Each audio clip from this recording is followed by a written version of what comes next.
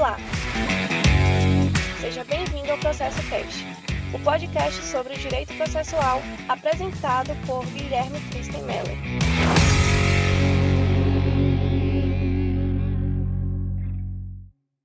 Olá! Seja bem-vindo ao Processo Cast. Complementando o episódio de número 10, neste falaremos sobre a substituição, a sucessão, os deveres e os direitos das partes. Vamos na ordem. Sobre a substituição processual, tema desvelado especialmente por Joseph Kela e Giuseppe Chiovenda, vejam-se que, conforme redação do artigo 18 do Código de Processo Civil, abre aspas, ninguém poderá pleitear direito alheio em nome próprio, salvo quando autorizado pelo ordenamento jurídico. Fecha aspas. O ponto principal para a compreensão deste tema está na análise de que a ação é de exclusiva titularidade, via de regra, do detentor do direito material subjetivo. Isso significa, por exemplo, que se eu me envolver em um acidente automotivo, supondo que eu tenha sido a parte lesada, não é a minha mãe, o meu tio ou meu amigo o titular do direito na reparação do meu patrimônio. Sou eu aquele que integrará a relação jurídico-processual com aquele que deu causa ao dano, o qual se tornará réu, afinal está se falando na lesão do meu direito. Entre mentes,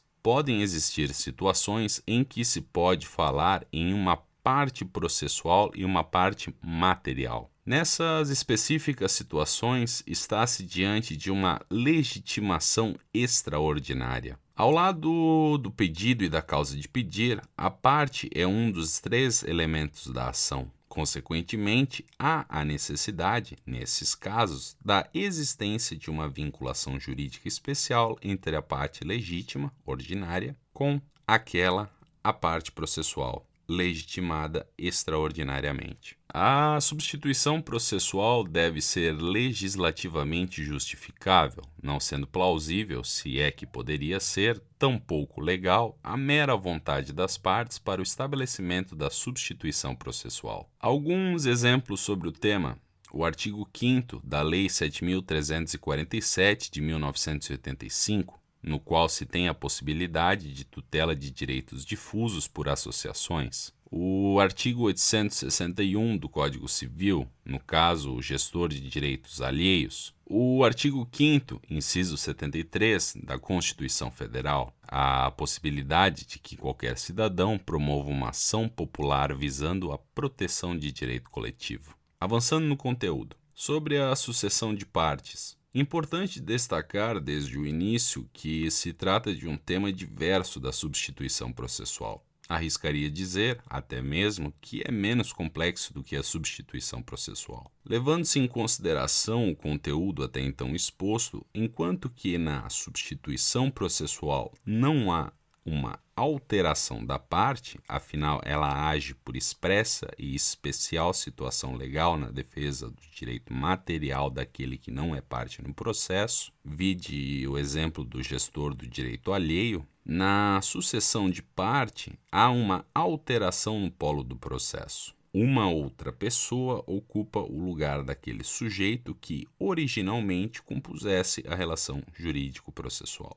Vejam, por exemplo, a situação disposta no artigo 110 do Código de Processo Civil, abre aspas, ocorrendo a morte de qualquer das partes, dar-se-á a sucessão pelo seu espólio ou pelos seus sucessores, observando o disposto no artigo 313, parágrafos 1º e 2º. Nesse exemplo, para terem uma dimensão prática do artigo, eu já me deparei com uma situação, em processo de execução, obviamente, em que ambas as partes originárias da relação jurídico-processual já eram falecidas. A morte, no entanto, não seria uma justificativa processual para a extinção do direito material executado, ou seja, como se permanecer vivo fosse um pressuposto processual. No caso narrado, ambas as partes foram sucedidas pelos seus espólios, representados pelos seus respectivos inventariantes. Dos deveres das partes. No artigo 77 do Código de Processo Civil está disposto que, abre aspas, além de outros previstos neste Código, são deveres das partes, de seus procuradores e de todos aqueles que de qualquer forma participem no processo, inciso 1, expor os fatos em juízo conforme a verdade. Inciso 2. Não formular pretensão ou de apresentar defesa quando cientes de que são destituídas de fundamento. Inciso 3. Não produzir provas e não praticar atos inúteis ou desnecessários à declaração ou à defesa do direito. Inciso 4. Cumprir com exatidão as decisões judiciais de natureza provisória ou final e não criar embaraços à sua efetivação. Inciso 5. Declinar, no primeiro momento que lhes couber, falar nos autos o endereço residencial ou profissional onde receberão intimações atualizando essas informações sempre que ocorrer qualquer modificação temporária ou definitiva. Inciso 6. Não praticar inovação ilegal no estado de fato de bem ou direito litigioso. Fecha aspas. Dirá o professor Humberto Teodoro Júnior, no volume 1 do seu curso de Direito Processual Civil, que, abre aspas, dentro da sistemática do processo civil moderno, as partes são livres para escolher os meios mais idôneos à consecução de seus objetivos, mas essa liberdade há de ser disciplinada pelo respeito aos fins superiores que inspiram o processo. Daí a exigência legal de que as partes se conduzam segundo os princípios da lealdade e probidade, figuras que resumem os itens do artigo 77 do CPC, em sua acepção mais larga, e decorrem da norma fundamental do artigo 5º. Fecha aspas. Parafraseando Virgílio Andreoli, a lealdade estaria atrelada com a ideia de sinceridade, abominando qualquer espécie de má-fé e traição. Já a probidade compreende a atuação segundo os ditames da consciência. Quando o artigo 5º do Código de Processo Civil afirma que todos os participantes do processo devem comportar-se de acordo com a boa-fé objetiva, isso está atrelado com a ideia de lealdade, buscando contrariar, ou melhor, inibir, práticas maliciosas ou de má-fé. No caso do artigo 77 do Código de Processo Civil, a violação aos incisos 4 e 6, respectivamente, não cumprir com exatidão as decisões judiciais de natureza provisória ou final ou criar embaraços à sua efetivação e praticar inovação ilegal no estado de fato, de bem ou direito litigioso, quando constatadas, serão repreendidas pelo juiz e, no caso de reincidência, a atitude poderá ser considerada como ato atentatório à dignidade da justiça, aplicando-se multa, a depender da gravidade do ato cometido, de até 20 vezes o valor da causa, ou, no caso de causa com valor irrisório ou inestimável, em até 10 vezes o valor do salário mínimo. Sobre a má-fé, que anteriormente comentamos, conforme artigo 80 do CPC, abre aspas, considera-se litigante de má-fé aquele que, inciso 1, deduzir pretensão ou defesa contra texto expresso de lei ou fato incontroverso. Inciso 2, alterar a verdade dos fatos. Inciso 3, usar do processo para conseguir objetivo ilegal. Inciso 4, opuser resistência injustificada ao andamento do processo. Inciso 5. Proceder de modo temerário em qualquer incidente ou ato do processo. Inciso 6.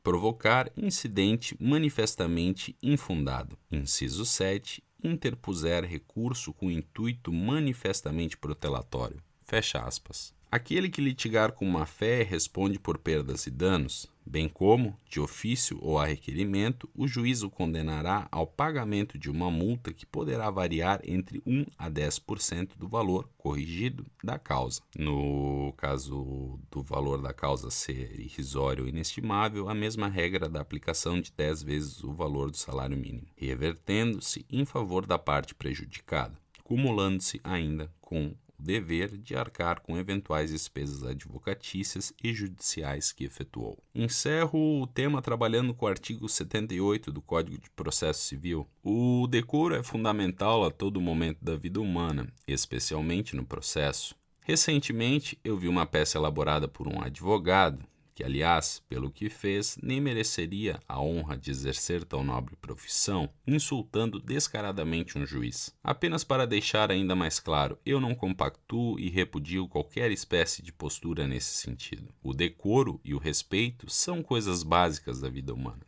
ou melhor, deveriam ser. Mais ainda, quando estamos falando de terceiros que estão diante de situações que possuem em suas mãos anseios e direitos de outras pessoas. Sobre a previsão legal, aquele que se expressar ou agir de maneira ofensiva, para além de ser advertido, poderá ter a sua palavra cassada, bem como, no caso de peça constante no processo, a existência de expressões ofensivas poderá ser ocultada de ofício ou a requerimento, dando-se cópia do documento em que constam as expressões à parte ofendida. Para finalizar este episódio, falamos agora sobre os direitos das partes. Conforme artigos 4º e 7º do Código de Processo Civil, respectivamente, são direitos das partes, abre aspas, obter em prazo razoável a solução integral do mérito, incluída a atividade satisfativa. É assegurada paridade de tratamento em relação ao exercício de direitos e faculdades processuais, aos meios de defesa, aos ônus, aos deveres e à aplicação de sanções processuais, competindo aos juízes zelar pelo efetivo contraditório.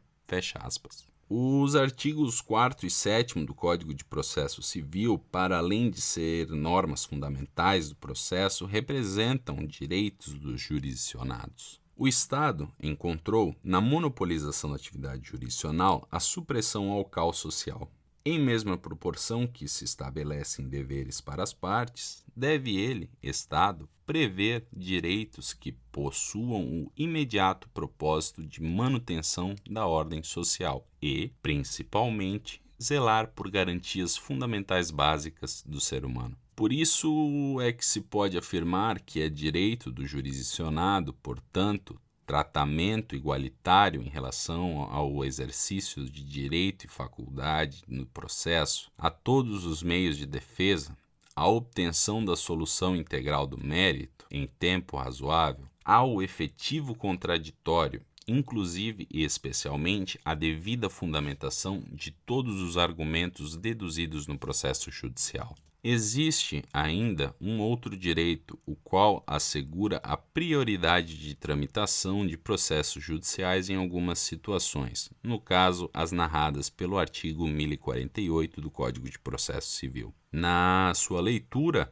abre aspas, terão prioridade de tramitação em qualquer juízo ou tribunal os procedimentos judiciais, em que figure como parte ou interessado pessoa com idade igual ou superior a 60 anos ou portadora de doença grave, assim compreendida qualquer das enumeradas no artigo 6º, inciso 14, da Lei 7.713 de 1988, regulados pela Lei 8.069 de 1990, no caso o Estatuto da Criança e do Adolescente, em que figure como parte a vítima de violência doméstica e familiar nos termos da Lei 11.340 de 2006, e em que se discuta a aplicação do disposto nas normas gerais de licitação e contratação a que se refere o inciso 27 do caput do artigo 22 da Constituição Federal. Fecha aspas.